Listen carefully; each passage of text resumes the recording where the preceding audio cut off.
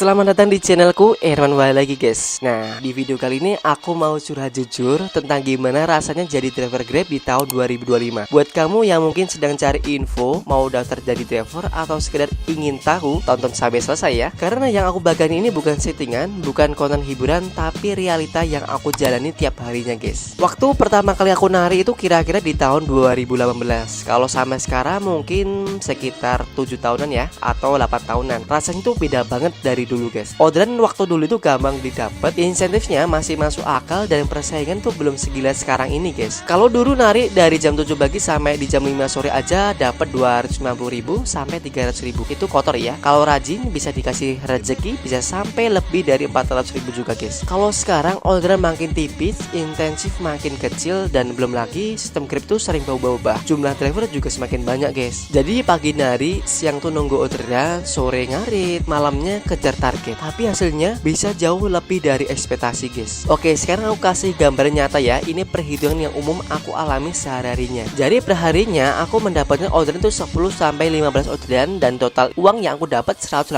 ribuan. Potongan aplikasi 20%, dapatnya 20.000. Bensin seharian kena 35.000, dan untuk makan dan istirahat itu paling murah ya. Aku budget minim itu 25.000 guys. Dan sisa bersihnya itu 100.000. Dan itu dapatnya bukan duduk manis, tapi jalan dari pagi hingga sampai jam malam guys. Kadang harus nerobos hujan, antri di resto hampir 1 jam, atau nunggu order yang gak kunjung masuk guys. Kalau dihitung per jamnya, bisa-bisa penghasilan bersihnya di bawah UMR ya. Kerja di jalan itu gak segampang orang yang lihat guys. Cuaca panas, hujan, jalan rusak, motor mogok, bahkan urusan dengan customer yang gak pengertian sama sekali. Pernah sekali aku harus dorong motor karena ban bocor di tengah jalan, atau ngantar makanan sampai ke lantai 5 dan gak ada liftnya guys. Semua kita jalani dengan sabar karena kita tahu ini kerja halal. Tapi kadang sedih juga kalau orang lihat kita itu cuman ojek online aja guys. Padahal tiap hari kita mempertaruhkan nyawa di jalan raya demi sesuap nasi buat keluarga ya guys. Mungkin kamu yang nonton video ini bertanya, kalau berat kenapa masih dijalani?